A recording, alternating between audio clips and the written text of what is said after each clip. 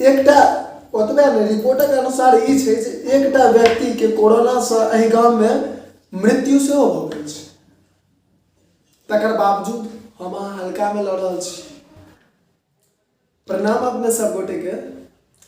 Corona संक्रमण के लऽ कऽ आइ हम उपस्थित छी एकटा वीडियो के माध्यम से जे हावी बिहार में जे कोरोना बढ़ि रहल छै, जे संख्या में जे तादाद में बढ़ि रहल छै और लगातार जे छै से पर सब गोटा के टिप्पणी जे छै से अखबार में सेहो देखे ले भेटैया, मुदा गाँव में स्थानीय जमीनी स्तर पर आबि कऽ देखियौ तो कतहु किछु नहीं छै। कोरोना संक्रमण के कुल संख्या जे छै से आई 6 तारीख छै और 6 तारीख के अनुसार जे छै से 36टा हो गेल छै। हावी बिहार में कोरोना के संख्या, कोरोना पॉजिटिव व्यक्ति के संख्या 36 गो हो गेल छै। मुदा एहि पर जे छै से सीओ साहब के कहना छै तमाम मोहल्ला के रास्ता के जे छै से सील कऽ देबाक चाही। ई 4 तारीख के बयान छै। 4 तारीख के सीओ साहब समस्त रास्ता के जे छै से सील करबाक ऐलान तऽ कऽ देलखिन, मुदा गाँव में कतौ भी सील नहीं कयल छै जगह। ओतबे नहीं छै, प्रमुख साहब कहलखिन जे 4 तारीख के इहो कहलखिन, प्रमुख साहब श्री मनोज मिश्र जी कहलखिन जे हावी बिहार के प्रभावित मोहल्ला जते भी छै तकरा निजी खर्च से सैनिटाइज करायल जेतै। मुदा एखन आई 6 तारीख भऽ गेलै, 2 दिन भऽ गेलै, लेकिन एखन तक सैनिटाइज किछु नहीं कयल जा रहल छै। एतबे नहीं छै, बाहर से जतेक भी गोटा गाम आबै छथिन ओ सीधा अपन घर जाइ छथिन और घर जा गेला के 2 से 3 घंटा के बाद जे छै से ओ फिर रोड पर आबै छथिन, सब आदमी से भेंट घाट करै छथिन। ई मतलब कतेक जे छै से एकटा शर्मनाक बात छै। ई चीज के अपने सब देखियो जे क्वारंटाइन सेंटर, ध्यान देबै पिछला साल जे लॉकडाउन भेल रहे तो क्वारंटाइन सेंटर बनायल गेल रहे जे बाहर से जतेक भी गोटे आबै छलखिन हुनका जे छै 14 दिन के लेल क्वारंटाइन कयल जाइ छै। मुदा एहि साल एहन कोनो भी चीज नहीं देखल जा रहल छै। क्वारंटाइन सेंटर के कोनो व्यवस्था नहीं छै, ने कोनो रास्ता सील छै। चलू हम एकटा बात अहीं सबसे पूछ रहल छी जे पूरा प्रखंड में प्रतिष्ठित व्यक्ति छथिन, ध्यान देबै एहि बात के, जे पूरा प्रखंड में प्रतिष्ठित व्यक्ति छथिन प्रमुख श्री मनोज मिश्र जी, हुनकर गली में सबसे बेसी, हुनकर घर के आसपास सबसे बेसी कोरोना पॉजिटिव व्यक्ति छै, लेकिन ओ घरक रास्ता, ओहि रास्ता के सील नहीं कयल गेलै। कारण की आई दोसर दिन लॉकडाउन के छियै, लॉकडाउन लागि चुकल छै, मुदा गाँव में एखनो सड़क पर में जे देखबै से एखनो भीड़ लागल रहै छै। 15 से 20 आदमी हर हमेशा अहाँके चौक पर भेटत।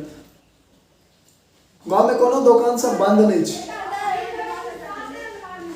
बंद नहीं छै। और सबसे बड़का बात छै जे तारी के अड्डा, जकरा मिथिलांचल में पसीखाना कहै छी, ओ नहीं बंद छै। ओहिठमा सब दिन जे छै से 100-150 आदमी जाइ छै ओहिठमा तारी पीबऽ के लेल।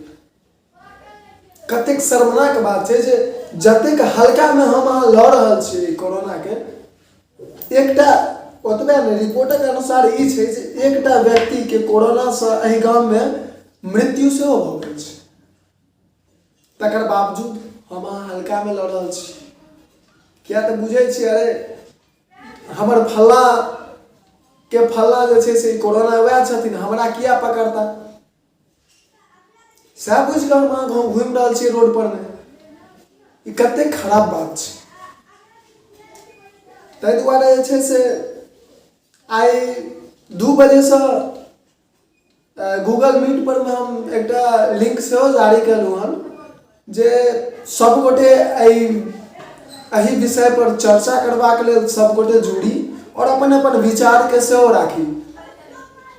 जरूरी छलैया ई, ताहि कारण से जे पॉजिटिव व्यक्ति छथि इहो बात के ध्यान से सुनू, जे पॉजिटिव व्यक्ति छथि ओहो व्यक्ति सड़क पर घूमि रहल छथि, एक दोसर से हाय हेलो कर रहल छथि। हॉस्पिटल में, अस्पताल में जे छै से हुनका होम क्वारंटाइन कयल गेलै, लेकिन होम क्वारंटाइन कोनो नहीं भऽ रहल छै। ताहि दुआरे अपने सब गोटे से निवेदन अछि जे घर में रही, मास्क लगाबी, घर में रही और घरे में रही, अपने तो रहबे करी, संग संग अपना परिवार के, ई चीज के जानकारी सेहो दी जे बिना मतलब बाहर नहीं निकली। एखन एक दोसर व्यक्ति से अगर भेंट करी, अनावश्यक भेंटो घाट नहीं करी। अगर आवश्यक कोनो या तो भेंट करी तो जे प्रोटोकॉल जे नियम छै सरकार के 2 गज के दूरी, वो 2 गज के दूरी के पालन करी। दिल्ली सब में हवा में वायरस घुस गेल छै, यानी अहाँ अपना घर में अगर बंदो रहबै तै के बावजूद कोरोना भ रहल छै। किया ओहिठमा संख्या एतेक बढ़ि गेल छै। और दरभंगा जिला में हावी बौआर एखन सबसे 1 नंबर गांव पर आबि रहल छै, जेठमा कोरोना पॉजिटिव के एतेक संख्या भ गेलै। 36 टा बहुत मायने राखै छै। तै दुआरे एकरा जतेक हल्का में लऽ रहल छी हम, तते हल्का में नहीं ली। अपने सब गोटे से निवेदन अछि, आग्रह अछि, विनती अछि जे, और एकटा और छोट सन निवेदन जे एहि वीडियो के जतबा हो सके फैलाउ, सब गोटा सजग रहता। अगर ई अपने सब फेसबुक के माध्यम से वीडियो देख रहल छियै तो फेसबुक के जे पेज छै जागू मैथिल, तकरा अपने सब लाइक कऽ देबै, फॉलो कऽ देबै। चूँकि आगामी जखन भी हम कोनो एहन प्रकार के वीडियो ओहि पर में डालब तो अहाँ सब लग नोटिफिकेशन पहुँच जाए, जैसे अहाँ सब तुरंत देख सकै छी। और जे व्यक्ति यूट्यूब पर देख रहल छी हुनका सबसे निवेदन जे चैनल के सब्सक्राइब कऽ देबै, ताकि जखने ओहि पर हम कोनो वीडियो डालै छियै तो अपने सब तक नोटिफिकेशन पहुँच जाए, जैसे तुरंत अहाँ सब देख सकै छी, सबसे पहिने देख सकै छी। और हम एना ही बनाबैत रहै छी। आई जे गूगल मीट पर में बातचीत हैत तकरा फेर हम सोशल मीडिया पर में डालबे करब, और आशा करब जे सब गोटे ओहिसँ जुड़ी। चूँकि ओहिमे जुड़ला से बहुत फायदा है, एक दोसर के विचार जानब सब गोटे। ताहि लेल एहिके लेल अपने सब ई वीडियो देखलहुँ, ताहिके लेल बहुत बहुत धन्यवाद और प्रणाम करै छी। और हाँ, एकटा चीज, एकटा और निवेदन अछि जे सिर्फ सुनबे, एहि कान से सुनि कऽ और एहि कान से निकालि दै छियै से नहीं करब। एहि पर में जे छै से किछु पालन करबै, चूँकि कोरोना ककरो सगा नहीं छियै।